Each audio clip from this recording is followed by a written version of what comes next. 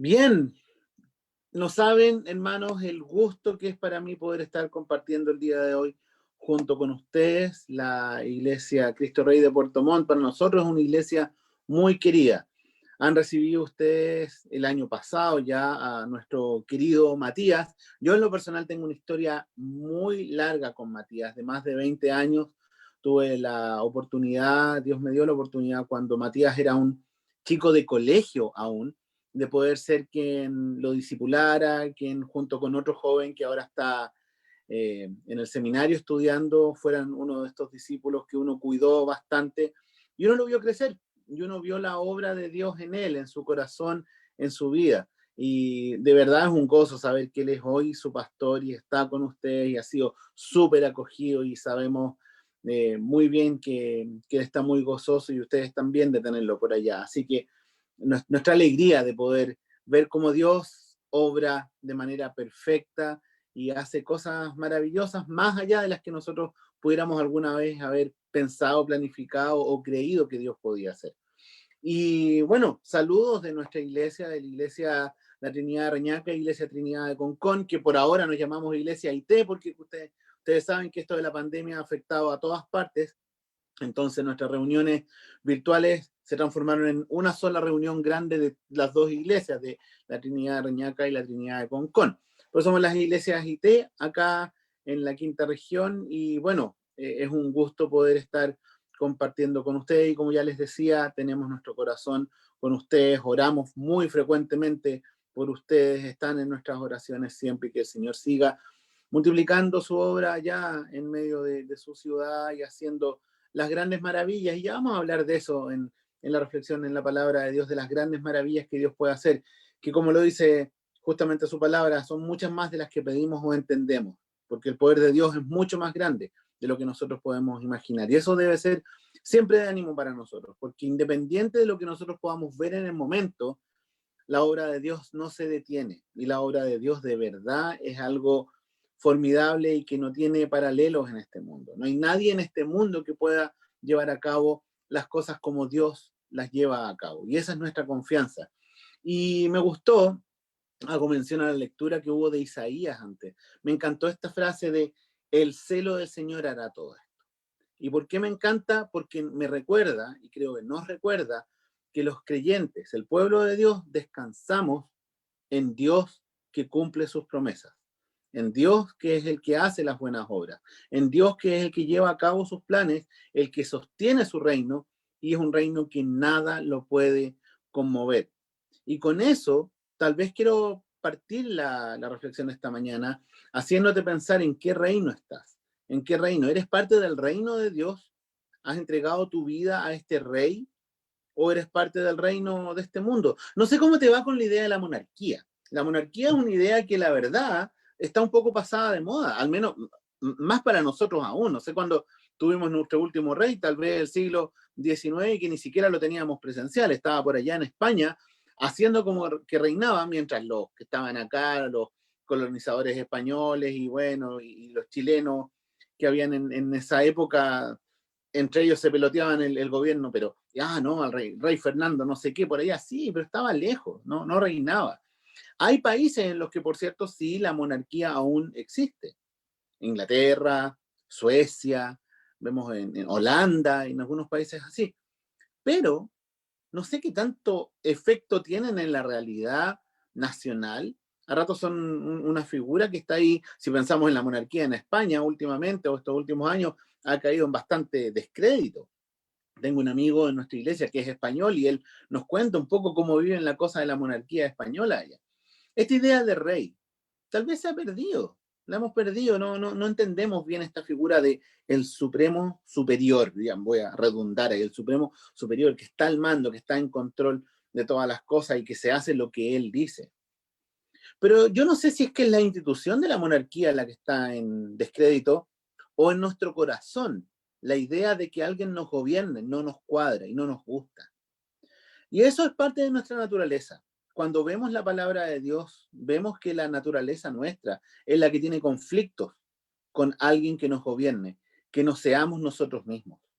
En la palabra de Dios vamos a encontrarnos la triste realidad de que allá en el principio de la historia, en Edén, rechazamos la autoridad.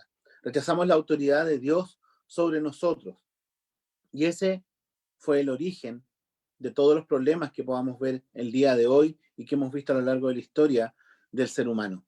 Es triste, la verdad es triste pensar que cuando todo era maravilloso, perfecto, rechazamos vivir en esa perfección y decidimos hacer un castillo de naipes, una realidad conforme a nuestros ojos, una realidad conforme a nuestra perspectiva, a nuestro sentido común. Ya vamos a hablar más adelante también de sentido común, pero de acuerdo a lo que nosotros creemos que es lo mejor. Y ustedes ya ven cómo nos ha ido. Ustedes pueden mirar la historia, pero ¿para qué nos vamos a ir tan lejos a la historia? Miremos nuestra propia vida. ¿Cómo te ha ido gobernándote a ti mismo? ¿Cómo me ha ido a mí gobernándome a mí mismo? Yo que me declaro un creyente en el Señor Jesucristo, yo que soy un hijo de Dios y tengo esa certeza, pero puedo pensar en cómo me va cuando tomo las riendas de mi vida. Y la verdad que es un desastre. La verdad es que me veo tapando un hoyo y queriendo tapar el otro y se me empiezan a aparecer forados por todas partes porque no puedo con mi vida. No puedo conmigo. Y la humanidad es una humanidad que cree que puede consigo misma y no puede. Y siempre encontramos una nueva salida para los problemas en los que estamos, que al final es una mala copia de la salida vieja. Y nos damos vueltas en círculo, nos damos vueltas en círculo y seguimos diciendo, no, si podemos sin Dios, podemos sin Dios. Y no es la realidad. En el Evangelio de Marcos vemos que desde el principio se comienza a hablar de el reino. Al principio del Evangelio de Marcos, ustedes han estado leyendo parábolas, no el Evangelio de Marcos, pero a mí me gusta mucho el Evangelio de Marcos y tengo el privilegio de conocerlo bastante. En el principio del Evangelio de Marcos tenemos las palabras de Jesús en el versículo 15, en el capítulo 1. El tiempo se ha cumplido y el reino de Dios se ha acercado. Ha llegado el momento, dice Jesús. Llega el momento en que el reino de Dios va a irrumpir en la historia. Y no es que Dios no reinara soberanamente en toda la historia anterior. Dios ha reinado siempre. El gran engaño nuestro es creer que Él no reina o se hace leso o mira para otro lado y nos deja ser. No, no es así. Él ha reinado siempre. Pero llega este momento maravilloso en la historia donde Dios se hace uno de nosotros y trae las buenas nuevas de salvación en Él para nosotros y para efectivamente todos aquellos que en Jesús creen. Cuando vemos el ministerio de Jesús, vemos que la prioridad de Jesús es el reino de Dios, hablar del reino de Dios, anunciar el reino de Dios. ¿Y por qué? Porque ese es el único mensaje que la humanidad necesita escuchar. Y la respuesta que Jesús dice, efectivamente también en Marcos 1, arrepiéntanse y crean en el Evangelio. ¿Por qué arrepentirse y creer? Porque debemos dar la espalda a lo que es nuestra vida rigiéndonos a nosotros mismos. Debemos dar la espalda a eso de creernos a nosotros mismos y no creerle a Dios. Adán y Eva, ¿qué hicieron? Le dijeron a Dios, quédate con tu corona para ti solito, yo me voy a poner mi corona para mí y me voy a mandar a mí mismo, me voy a gobernar a mí mismo. Y no voy a creer en lo que tú digas. ¿Tú has dicho que esto es bueno? Bien, yo voy a opinar lo que es bueno y yo voy a decidir, porque la tentación fue esa, ser como dioses. Y lo podríamos decir de esta forma, ser nuestros propios reyes. Cuando Jesús irrumpe y habla del reino de Dios, es venir a poner las cosas en orden, es venir a decirle a la humanidad entera, Jehová, Dios, es el Rey de Reyes. Y viene Él con la invitación de que nos sometamos a su señorío, al señorío de Jesús el Rey, pero este Rey bien particular, este Rey que es como una semilla de mostaza. ¿Y por qué? Porque el reino de Dios en apariencia humana es como una semilla de mostaza. Y vamos a ver la lectura del día de hoy y la voy a leer rápido porque son solo 3 versículos, pero de ahí la vamos a ir viendo uno a uno en la presentación que tenemos. Versículo 30 al 32 del capítulo 4 de Marcos. También dijo, ¿con qué vamos? ¿A qué haremos semejante al reino de Dios? ¿Con qué parábola lo compararemos? Es como un grano de mostaza que, cuando es sembrado en la tierra, es la más pequeña de todas las semillas de la tierra. Pero una vez sembrado, crece y se convierte en la más grande de todas las hortalizas y echa ramas muy grandes, de modo que las aves del cielo pueden anidar bajo su sombra. Así es de sencillo. Y cuando vamos al primer versículo en la presentación, también dijo, ¿con qué vamos a comparar el reino de Dios? ¿Qué parábola nos sirve de comparación? Y tenemos que Jesús efectivamente enseñó con parábolas. Si ustedes han estado, si le damos clic a la primera palabrita ahí, parábola. Esta manera particular de Jesús de enseñar. Esta manera extraña de Jesús de enseñar. Esta manera que muchas veces es entendida como, mira, no, si lo que quiere Jesús es que todos entiendan. Entonces se toma de ejemplos de la naturaleza o de la vida cotidiana para que las personas puedan entender y todos los demás eh, agarren la idea y digan, de eso se trataba. Pero resulta que cuando vemos la mayoría de las veces que Jesús enseñó una parábola, la respuesta de la gente es, no entienden nada. ¿Y por qué? Si la historia es tan obvia, si la historia es de la vida común, de la vida normal, si él agarra un ejemplo de la naturaleza y es fácil de entender. ¿O será que no importa el lenguaje en el que nos hablen? ¿Será que para nosotros el mensaje de Dios, a menos que Dios intervenga en nuestro corazón, va a ser siempre una parábola? No importa cuán lógico suene, no importa cuán evidente sea con un ejemplo de la naturaleza, no importa si es 2 más 2 igual, nuestra respuesta siempre va a estar errada. ¿Por qué? Porque a menos que Dios mismo se encargue de que nuestros corazones sean terreno fértil para su palabra, no va a haber manera de que entendamos. Por lo tanto, Jesús mismo va a decir, se enseño con parábolas para que viendo no vean, pero él va a decir también que al que le es dado oídos para oír, va a oír.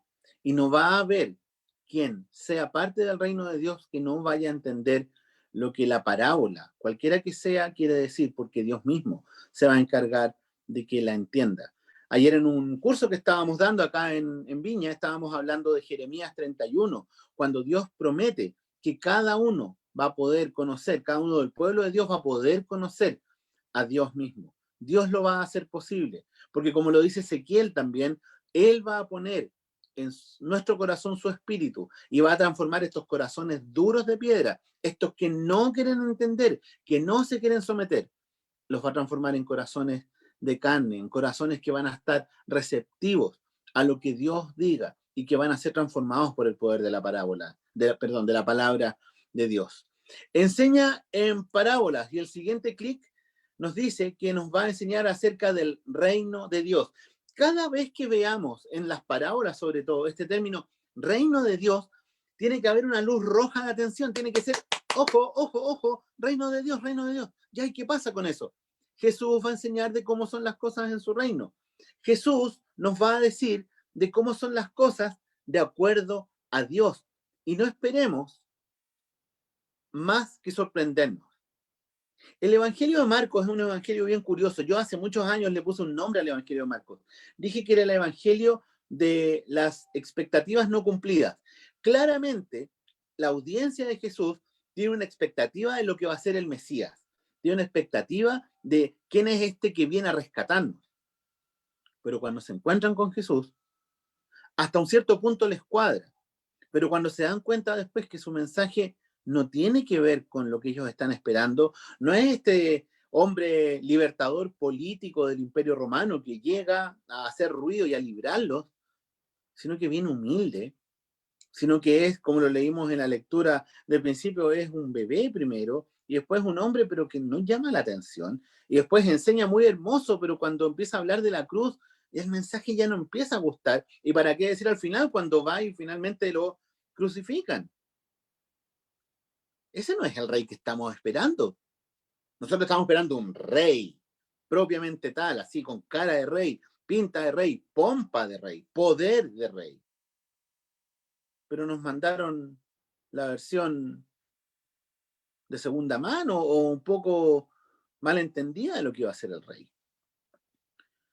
Pero mandó Dios la versión que él tiene de lo que es ser un rey. Porque si hablamos del reino de Dios, las cosas son de acuerdo a él.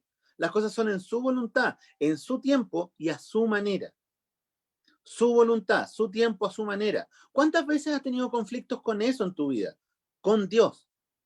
De que las cosas no han sido como tú has querido. Las cosas no han sido cuando has querido. Las cosas no han sido como a ti se te ocurrió que tenían que ser, sino que han sido de acuerdo a Él. ¿Y qué has hecho en ese momento? ¿Te has enojado? ¿Has levantado el puño al cielo y le has dicho a Dios, ¿sabes qué? Déjame tranquilo? ¿No es mejor delante del Rey someternos y confiar que no es cualquier rey, es un rey que ama, es un rey que nos trata como un padre a sus hijos? Este evangelio nos presenta un Jesús que no se ajusta a lo que los de la época querían. Ellos tienen su molde hecho y quieren que Jesús entre ahí. Y como no entra, ellos no van a cambiar su molde. Ellos, ¿qué es lo que hacen? Cortar a Jesús. Y como no les entra, dicen finalmente, este no es. Y lo desechan. Triste pérdida, porque efectivamente, si es el reino de Dios, las cosas son hechas como Él quiere. Y Jesús sí es el rey en el reino de Dios. Pero este reino de Dios tiene una particularidad. Y vamos a verlo en la siguiente, la minita y en la siguiente. Puede compararse con el grano de mostaza, que al sembrarlo en la tierra es la más pequeña de todas las semillas. Dale clic, por favor, a la siguiente. Más chico que el grano de mostaza. Algunos cuentan que llegó a ser un dicho en la época. Más chico que el grano de mostaza. ¿Por qué? Porque un grano de mostaza, y lo buscaba en internet, obviamente, hoy día uno busca todo en internet. A ver, ¿de qué por tiene un grano de mostaza? Y la verdad es una cosa enana, cabeza de alfiler. De ese tamaño es un grano de mostaza. Es así de insignificante. Uno lo tira al suelo y se lo lleva el viento. Ni siquiera una cosa pesada, chica, pero pesada que cae al suelo y se queda firme. No, se lo lleva el viento y lo esparce por cualquier lado. Entonces, cuando algo se manifiesta así de débil, ¿qué confianza nos va a dar? ¿Qué seguridad nos va a dar? Porque nosotros somos de los que buscamos cosas confiables, de los que buscamos algo que sea firme. Chile, país sísmico. Nos hemos acostumbrado en la historia a tener terremotos, a tener cosas. No construyas en la arena. ¿Por qué? Porque no va a aguantar. Hay que construir en la roca, hay que construir en un lugar firme. Claro, y ahí podemos pensar en la parábola de Jesús, donde efectivamente vino el viento y todo, y la casa que estaba construida en la roca. Pero acá lo que se nos está diciendo, que el reino de Dios lo vamos a comparar a un grano de mostaza. Pero ¿cómo si es el reino de Dios? ¿Sí? Es el reino de Dios. Y Dios, como no tiene problemas de identidad y no tiene miedo a dejar de ser Dios por su manifestación, Él dice que el reino de Dios va a ser similar a un grano de mostaza, algo que en apariencia, para nosotros, para nuestro sentido común, que está muy teñido de pecado, va a ser algo enano, insignificante, que va a dar lo mismo, que no afecta a nadie. Si le das clic a la siguiente, por favor, es curioso, pero en la época leí por ahí que nadie andaba sembrando granos de mostaza, la verdad. ¿Por qué? Porque el grano de mostaza se esparcía solo con el viento, si era tan insignificante y liviano que nadie andaba así como con un saco, voy a repartir granos de mostaza por aquí y por allá. No, y llegaban a ser incluso plaga en algunos lugares. Entonces, ¿por qué Jesús hace esta comparación tan rara de que el reino de Dios es como un grano de mostaza? ¿Será que quiere sacar de nuestra vista cualquier idea humana que podamos tener del reino de Dios? ¿Será que hay veces que nosotros le queremos ayudar a Dios? Le queremos pegar una empujadita. Como que, mira, es que la verdad, Dios, yo creo que tu marketing no es bueno. Yo creo que tu manera de llevar a cabo tus cosas no es la óptima. Mira, sabes, Dios, yo te tengo una sugerencia. Yo te voy a ayudar a que puedas hacer las cosas bien, porque si tú quieres hacer las cosas bien, Dios, tú estás por ahí arriba. Nosotros estamos en este mundo, nosotros vivimos el día a día. Yo te voy a decir cómo hacer las cosas mejor. No, no, probablemente tú me vas a decir, pero si yo no le hablo así a Dios.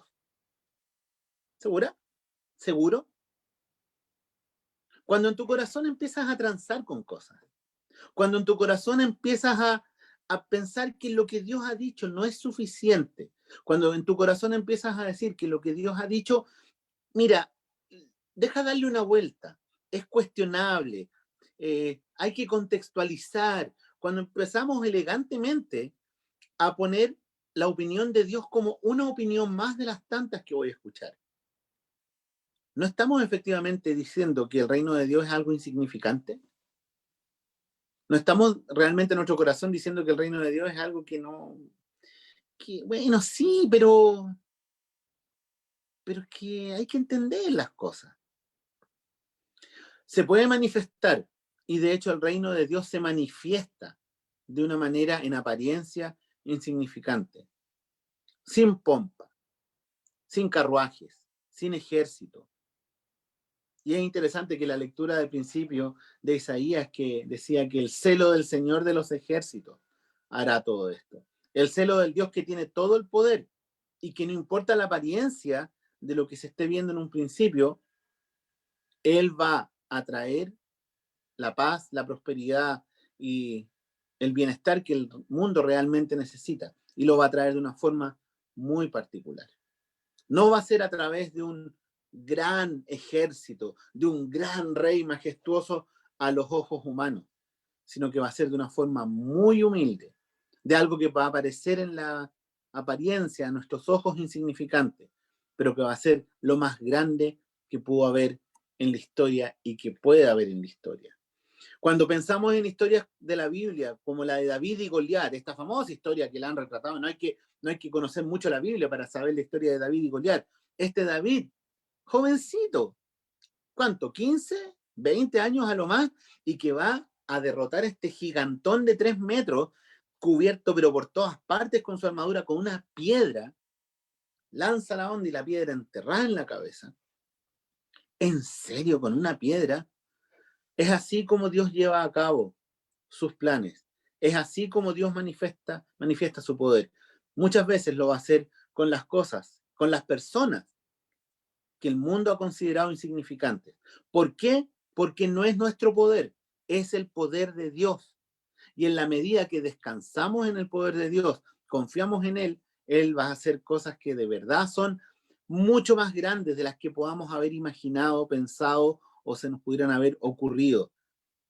Dios, la victoria, la va a tener en una cruz y la va a manifestar al mundo en su Hijo crucificado. Y esa es la victoria sobre el pecado. Y luego vendrá la resurrección majestuosa, que es la lápida, valga la redundancia, a la muerte. Y qué tremendo saber que de eso se trata el reino de Dios, no de la apariencia, no de lo que el mundo ve, lo que el mundo se imagina o de la idea que se hace, sino de lo que Dios ha dicho que será. ¿Y qué dice para terminar esta parábola? Pero después de sembrada, crece hasta convertirse en la más grande de todas las plantas y echa ramas tan grandes que aún las aves pueden poner nido bajo su sombra. Dale clic, por favor, a lo siguiente. Y a la siguiente también. Crece y cobija. Después de sembrada, las semillas tienen la particularidad de desaparecer en la tierra. Las semillas tienen la particularidad de dejar de verse cuando uno las tira para que crezcan. Y ahí quedan metidas entre medio, de repente ni siquiera se ven, son insignificantes, uno pasa por arriba, no la vio. Pero después de sembrar esta pequeña semillita, va a crecer y se va a convertir en un arbusto literalmente muy grande. Y va a crecer y no va a haber quien detenga ese crecimiento. No va a ser posible que alguien diga, no, no creo, no crezca. No, sí va a crecer indefectiblemente, y en este caso el reino de Dios, independiente de lo que el ser humano crea que ha conseguido. Las autoridades que mataron a Jesús dijeron, nos deshicimos del problema. Sí, aquí estamos 2000 años después hablando aún del problema que ellos tuvieron. Nuestro Señor Jesús, que de verdad fue un problema y lo sigue siendo para el mundo, que no quiere escuchar la palabra de Dios. Pero para nosotros, ese mensaje es el mensaje de salvación. Entonces, ¿crece o no crece? Sí, porque es de Dios, porque a Él nadie lo detiene, porque nosotros, aunque hiciéramos fuerza todos juntos, toda la historia, no podemos contra el poder de Dios. Dios se encarga de que la semilla, por pequeña que sea, crezca. Y no solamente crezca, sino que dé frutos y cobije. Cuando hablamos de que este arbusto echa grandes ramas y cobija, es una idea del Antiguo Testamento también, de que grandes reyes que eran presentados como grandes árboles van a servir de nido. Y en este caso, va a servir de nido para muchos que van a buscar refugio ahí en este arbusto que Dios preparó. Las aves van a poner sus nidos y van a vivir bajo su sombra. Recuerdo Palabras del Antiguo Testamento, el famoso Salmo, como le llaman algunos, de la buena suerte, el Salmo 91, donde el que habita al abrigo del Altísimo. Y esta figura de las alas que cubren a aquellos que son su pueblo. Vamos a estar cobijados bajo el buen Dios que ha preparado un lugar especial para nosotros junto con Él. Vamos a estar bajo su sombra. Nada debemos temer porque estamos bajo Él. Pero eso me lleva a pensar en varias aplicaciones para todo esto. Una, de lo poco, Dios puede hacer mucho. Que no tengo muchos talentos, no tengo muchos dones, que mira la poquita cosa que soy. No te preocupes, Dios puede hacer muchísimo con ese poquito que eres tú. Y sí, somos poquitos, la verdad. Somos criaturas. Pero Dios en su poder puede a nosotros, criaturas, usarnos para grandes cosas para engrandecer el nombre de Él, no para engrandecer nuestro nombre, no para que después yo diga, bueno, sí, con la ayuda de Dios, ahora yo soy yo, no, con la ayuda de Dios soy lo que Dios me ha hecho ser. Gloria sea a Él por eso. Nunca subestimemos el poder de Dios en la vida nuestra o en la vida de otros. ¿Estás luchando con algo? Yo también. ¿Estás con algún tema en tu corazón con el que no sabes cómo lidiar? Yo también. Pero el poder de Dios es más fuerte que esa lucha. El poder de Dios puede vencer en esa lucha. Y qué bueno es tener a los hermanos. Me acaba de escribir una persona que amo mucho, un hermano en la fe, que sabe que tengo un tema en mi corazón en este momento. Me acaba de mandar un mensaje, lo acabo de ver. ¿Cómo estás? Y ese cómo estás es un recordatorio de Dios, de que no estoy solo, de Él, pero de mis hermanos. Y que gracias a ellos, gracias al poder de Dios en ellos, puedo estar tranquilo, creciendo y siendo cobijado por Dios mismo, siendo aconsejado, siendo amado por Dios. Ojo con lo que el sentido común te diga. Recordamos una historia brevemente, porque estoy ya en la hora, hace un rato. Recordamos una historia brevemente del Antiguo Testamento. Josué y Caleb, junto con otros 10 espías que entraron a la tierra prometida y la vieron y dijeron, 10 de ellos dijeron, olvídense, acá nos van a hacer papa. Josué y Caleb, 2 de 12. Es la tierra que Dios nos da. Lamentablemente ganó el sentido común. Y los otros dijeron, no, ahí no se entra. Y Josué y Caleb dijeron, pero si Dios la está prometiendo y es buena. No, porque nuestros ojos dicen que no. ¿Qué va a pesar más en tu corazón? ¿Lo que tus ojos digan o lo que Dios te promete? Y eso puede tener montones de aplicaciones. Cuando tú creas, te sientas tan culpable por algo que ni Dios me perdona esto, sí, la palabra de Dios dice que sí hay perdón. Cuando tú creas que no puedes con algo, sí, Dios te da su poder y en sus fuerzas puedes con eso. Cuando Dios te llame a algo, vamos, es que no puedo. Dios te da su poder para que andes en Él y confíes en Él y puedas con eso que tú crees que no puedes. Y quizás cuánta otra aplicación más que después ustedes mismos pueden conversar en cuanto a confiar en el poder de Dios. Y el reino de Dios, finalmente, es un reino de ramas abiertas. No me cobija a mí, cobija al pueblo de Dios.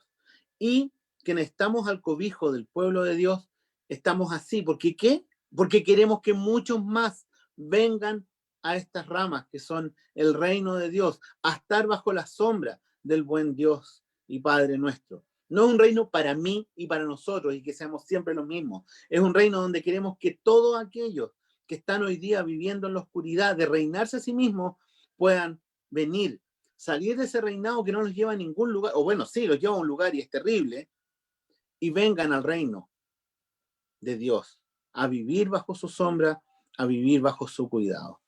Si esa es tu oración, oremos ahora para que tú puedas crecer en confianza en el reino de Dios y para que puedas compartir de este reino a los que no lo conocen. Los invito a orar.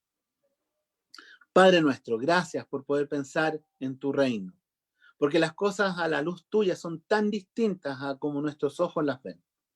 Pedimos de todo corazón, enséñanos a confiar en ti, enséñanos a vivir reconociendo que tú eres el Rey. Tranquilos, relajados, cuidados, sabiéndonos amados eternamente por ti. Pero que esa seguridad no sea solo para nosotros, sino que sea la seguridad que le compartamos a todos aquellos que están a nuestro alrededor, a los que te conocen, que le podamos recordar tu fidelidad y tu amor, y a los que no te han conocido, que vengamos con este mensaje que en apariencia es insignificante, pero que confiemos en tu poder cuando les hablemos. No que confiemos en nuestros argumentos, ni en nuestras presentaciones de PowerPoint, ni en nuestras buenas explicaciones de nada, sino que confiemos en que tu palabra es poderosa, que transforma vidas, así como ha transformado la nuestra. Te pedimos, transformes vidas de muchos más frente a nuestros ojos para que nos maravillemos de cómo tú haces las cosas y no de nuestros planes o estrategias, sino de tu poder. Gracias por esta mañana, por el privilegio de poder compartir con mis hermanos. Te ruego los bendigas, Señor, en el nombre de Jesús. Amén.